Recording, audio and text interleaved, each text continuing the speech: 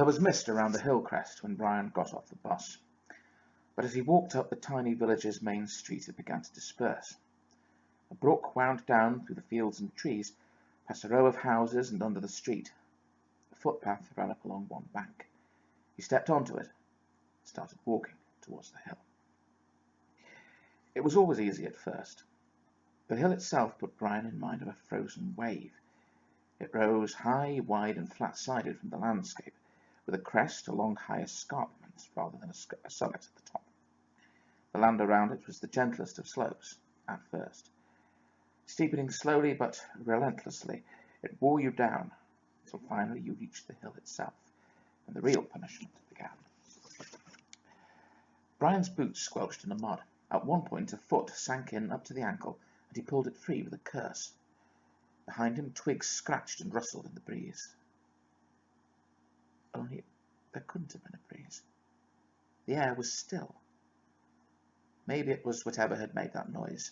It had sounded like a giggle almost, only high and brittle. A bird, perhaps.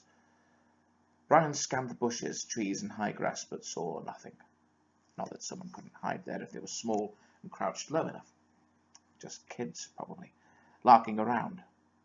Harmless, he told himself, then turned away and started walking again. This was Brian's third try at the hill, and this time he was determined to see it through. Bad weather had forced them back the first time. A brutal, savage storm only a suicide would have risked, and on the second he'd had to stop halfway up when the sheer steepness of the face showed him just how out of condition he'd become. He'd let himself get that way, of course, after Anne got sick. I don't think.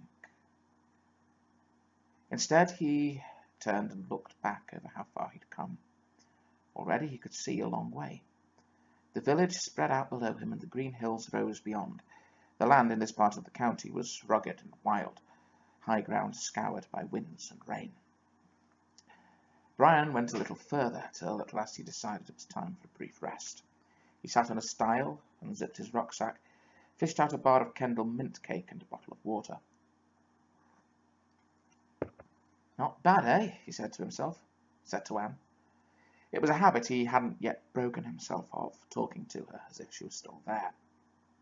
You couldn't stay that close to someone for over a decade and then shrug off the loss. You just couldn't. They'd always been good together like that. She'd said once that being married to him was the best and longest conversation she'd ever had. She'd said that not long after they'd married, and he'd always treasured it. And now the conversation was over. Broken off, it seemed, without warning. Not that her death had been sudden or unexpected. He'd watched her fight the cancer for almost 3 years. But no amount of warning was enough, not when you thought you had forever. The first time he'd come here with Anne, the second he'd been alone, not long before she'd died. As he'd begun to flag on the second attempt, too many takeaways and not enough exercise taking their toll, he'd made one of those pacts with himself, a bet or promise, the kind you make to spur yourself on, or convince yourself you control something, anything. If I make the top, Anne'll be okay. That was what he'd told himself. He'd thought it'd be enough to carry him through.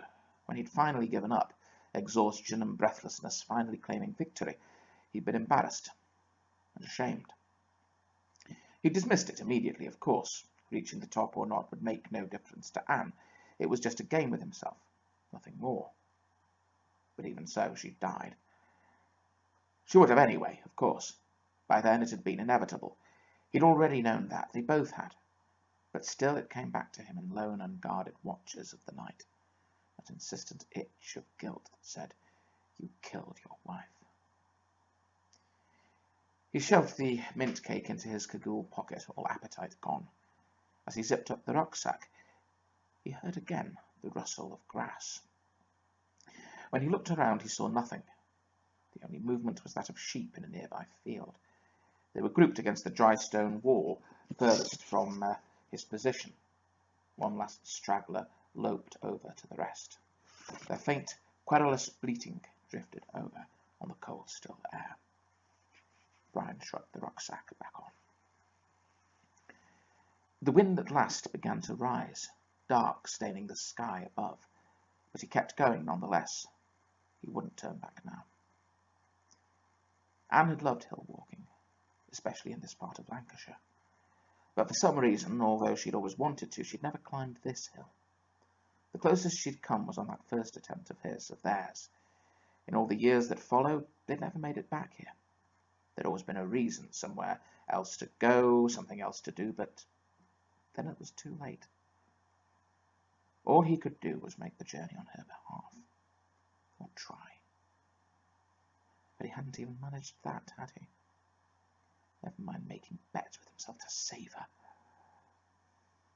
It was getting steeper now, starting to punish Brian's legs, the chill, dank air making his lungs burn. As ever, he'd underestimated the hill. The climb was taking longer than he'd thought, and even taking the threat of rain into account, the sky was looking dimmer than it should. Getting dark. The sensible thing would be to turn back. He knew that. Even if he did reach the summit before nightfall, he'd still have to descend the hill in pitch blackness, and most likely pouring rain as well. But he couldn't bring himself to care. He kept on going, and if now and then he heard a rustle or scratching that wasn't wholly ascribable to the wind, it wasn't important. It would be nice to think that Anne was here, keeping him company on one last climb.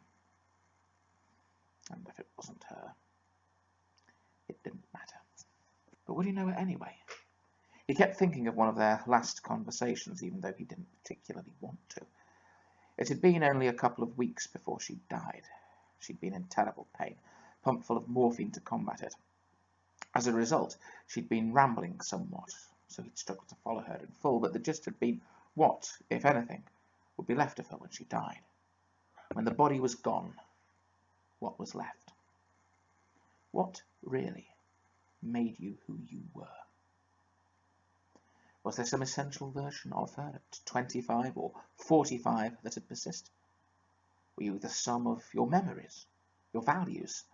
You were always changing day to day. Did that carry on when you died, or were you frozen in the moment of death, trapped in your last emotional state like a fly in amber? And what about the anger and resentment you might feel subconsciously buried and repressed, maybe even towards those you loved most? If you died raging or in agony, did you carry that through eternity?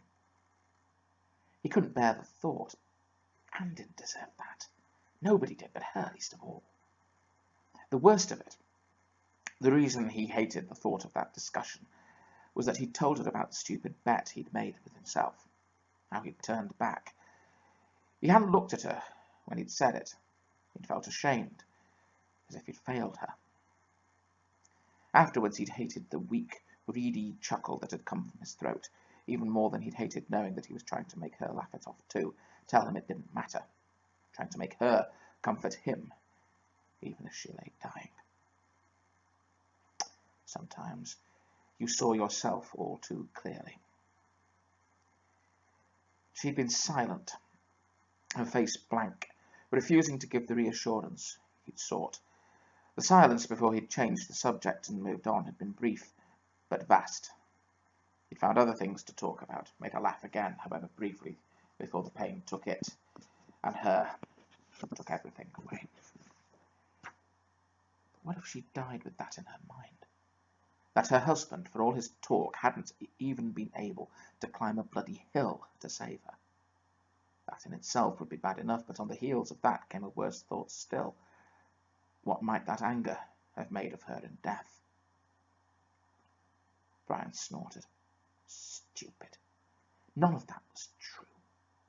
Anne had been ill, in pain, drugged, talking nonsense. It had just been a theory born of her rambling. It was silly, had no basis in fact. It wasn't real. It wasn't real.